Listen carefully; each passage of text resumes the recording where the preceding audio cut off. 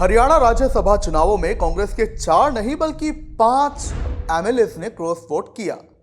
सही सुन रहे हैं, 4 नहीं 5 ने। और ये बात तो खुद कांग्रेस के नेताओं ने कही थी।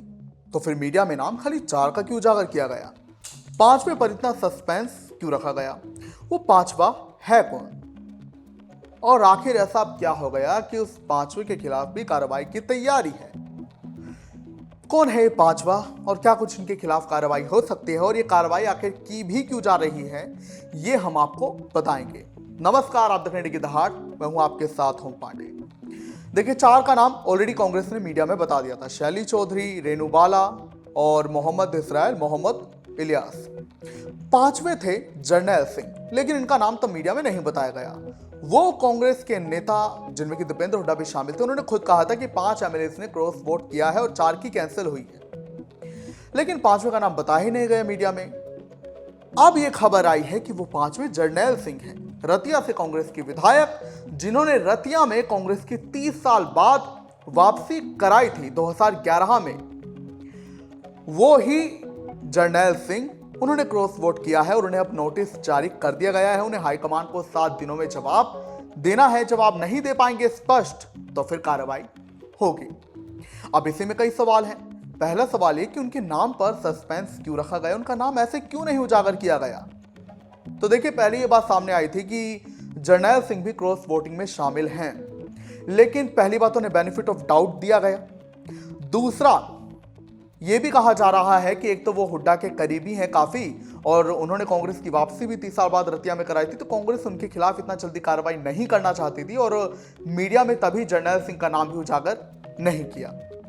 लेकिन पार्टी में जब बगावत के सुर उन विधायकों की ओर से बुलंद हो गई जिन्होंने की कांग्रेस की ओर वफादारी जाहिर की राज्यसभा चुनावों में, उसके बाद कांग्रेस हाईकमान ने फैसला लिया कि अब उनके खिलाफ भी कार्रवाई होगी।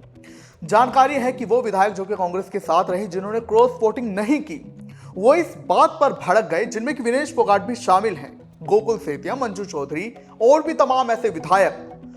वो 28 विधायक जिन्होंने कांग्रेस को वोट दिया, बगावत नहीं की, वफादारी निभाई, तो वो इस चीज के खिलाफ हो गए कि आखिर आपने क्रॉस वोटिंग करने वाले और वोट अमान्य करवाने वालों के खिलाफ कार्रवाई क्यों नहीं अभी तक की है? हमने मॉक ड्रिल की प्रैक्टिस भी की थी। विनेश ने अपने ट्वीट में बात कही कि हमने जब मॉक ड्रिल की प्रैक्टिस की तो वोट इनवैलिड कैसे हो गया। जिनके वोट कैंसिल हुए हैं, कांग्रेस को उनका भी नाम उजागर करना चाहिए और इन पर तुरंत एक्शन लेना चाहिए। रही बात क्रॉस वोट करने वाले, उन पर तो तुरंत पार्टी को एक्शन लेना चाहिए। तो ऐसे ही कई विधायकों के बगावत के सुर बुलंद हो गए थे उन विधायकों के खिलाफ जिन्होंने कांग्रेस का साथ नहीं दिया राज्यसभा चुनावों में, जिनमें कि जर्नैल सिंह भी शामिल बताए जा रहे हैं। तो इसी के खिलाफ अब विधायक नाराज थे। अब कांग्रेस हाईकमान उन वफादार विधायकों की नाराजगी मोल लेना नहीं चाहता था, लिहाजा आधी रात को कहा यह जा रहा है, आधी रात को 1 बजे अनुशासन समिति ने यह फैसला किया कि अब वो जर्नैल सिंह के खिलाफ भी कार्रवाई करेंगे और उन्हें भी कारण बताओ नोटिस जारी किया गया है, जहां से यह पूछा जाएगा कि आपने पार्टी के खिलाफ वोटिंग क्यों की और आप पर एक्शन क्यों ना लिया जाए। उन्हें जाहिर करना होगा, जवाब इसका देना होगा।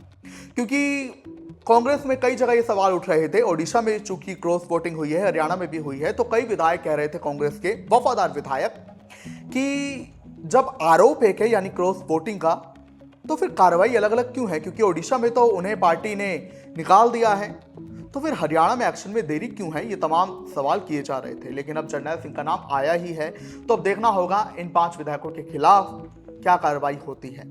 और ये जो 4 विधायक थे जिनके वोट अमान्य हुए, हालांकि कांग्रेस तो ये कह रही है कि जानबूझकर आरओ ने उनके वोट अमान्य किए, लेकिन कांग्रेस के ही कई विधायक कह रहे हैं कि नहीं, उनके वोट अमान्य उन्होंने खुद करवाए हैं, आप उन पर भी कार्रवाई करो, उनका भी आप नाम उजागर करो। तो अब देखना होगा। हालांकि बीजेपी का जो एक वोट कैंसिल हुआ जिससे नांदल हारे, उसको लेकर भी अभी बीजेपी ने नाम उजागर नहीं किया और ये भी खबर आ रही है कि बीजेपी कुछ ऐसी खास कार्रवाई करेगी भी नहीं जिनका वोट कैंसिल हुआ, या फिर कुछ उनसे जानना भी नहीं चाहेगी। क्या कहेंगे आप इस पर? कमेंट्स में जरूर बताएं।